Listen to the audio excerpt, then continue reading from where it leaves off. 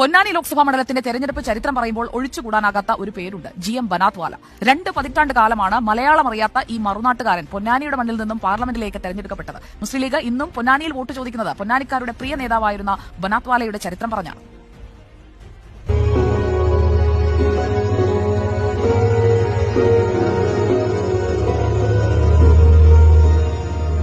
ഗുലാം മഹമ്മൂദ് ബനാത്വാല എന്ന GM ബനാത്വാല മഹാരാഷ്ട്രയിലെ ഈ മുംബൈ സ്വദേശി 1977 ആദ്യമായി പാർലമെന്റിലേക്ക് തെരഞ്ഞെടുക്കപ്പെടുന്നത് മലയാളക്കരയിലെ കടലതിരിടുന്ന പൊന്നാനിയിൽ നിന്നാണ്.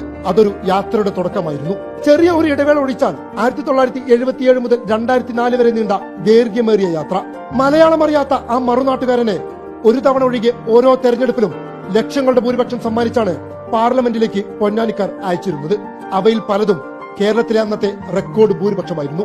मैं गुलाम महमूद हाजी नूर मोहम्मद बनातवाला, जिसे लोकसभा का रुकन मुंतखब किया गया है, अल्लाह के नाम से हल्फ उठाता हूँ कि मैं भारत के आईन पर जो कानून के बमूजिब तय पाया है एतकाद रखूंगा और उसका वफादार रहूंगा.